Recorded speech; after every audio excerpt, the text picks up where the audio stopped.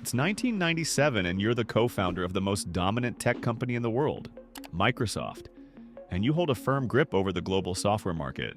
Your biggest competitor, Apple, is on the verge of bankruptcy with only 90 days of cash reserves left. The rivalry between your companies is well known, and many would expect you to celebrate Apple's collapse. But you don't. Instead, you see beyond the competition and recognize the broader consequences of Apple's demise. Without Apple, Microsoft risks becoming a monopoly, drawing intense scrutiny from regulators under the Sherman Antitrust Act, which could dismantle everything you've built. The tech ecosystem thrives on competition and innovation, and an industry without Apple would lack balance, stifle creativity, and ultimately harm progress. Faced with this reality, what do you do? In August 1997, Apple teetered on the brink of bankruptcy with only 90 days' worth of cash reserves left. The company was crumbling under poor financial management and strategic missteps, and its survival seemed unlikely. This dire situation prompted the return of Apple's co-founder, Steve Jobs, who, in a bold and unconventional move, reached out to Bill Gates, his longtime rival. Gates' decision to invest $150 million into Apple not only saved the company but also transformed the technology industry in ways that still resonate today. While the move appeared generous, Gates' motivations were rooted in strategic business considerations rather than philanthropy. At the time, Microsoft dominated the market for PC operating systems, having cemented its position as the industry leader. Apple, on the other hand, had suffered from mismanagement and declining sales, which put it in a vulnerable position.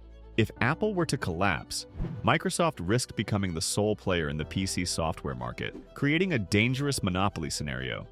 Gates was keenly aware of the Sherman Antitrust Act and the looming threat of regulatory scrutiny.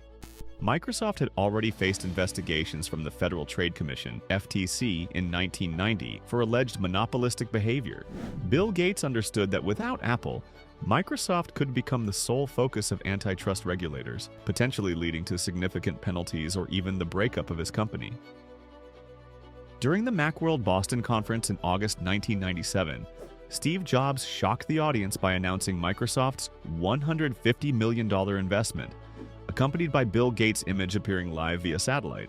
The announcement was met with boos and jeers from Apple's loyalists who saw Microsoft as their greatest adversary. Jobs, however, emphasized that the deal was vital for Apple's survival, explaining that it was time to break the paradigm of rivalry between the two companies. Jobs argued that Apple did not need to beat Microsoft to succeed. Instead, it needed to focus on what made Apple unique: innovation and user-friendly products. Apple had to remember who Apple was because they'd forgotten, Jobs said, clarifying his vision for Apple's resurgence.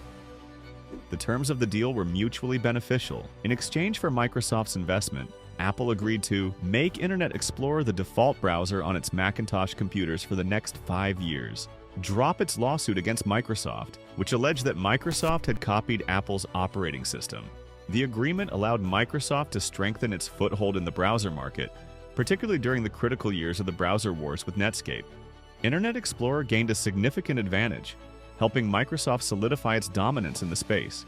At the same time, the dropped lawsuit eliminated a costly legal battle for Microsoft and protected its reputation. Additionally, the investment came with non-voting shares, ensuring that Gates retained no control over Apple's operations. This detail reassured Apple's stakeholders that the company would remain independent despite the partnership.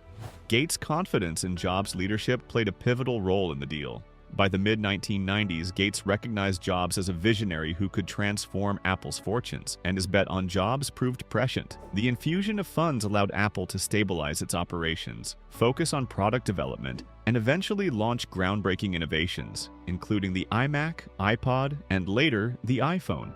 Reflecting on the deal, Gates noted that Microsoft's investment was not just about saving a competitor, but also about fostering innovation and ensuring the technology ecosystem thrived. Gates acknowledged that the partnership with Apple turned out to be a profitable business decision for Microsoft.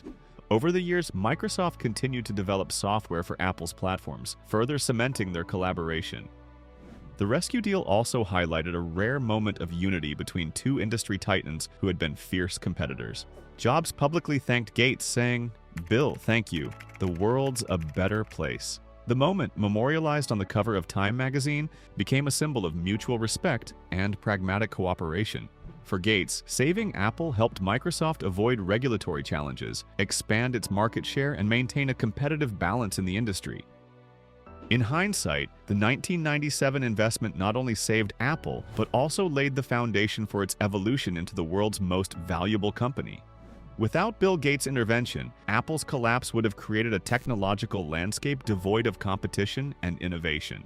By recognizing the larger picture, Gates ensured that the tech industry remained dynamic, competitive, and innovative.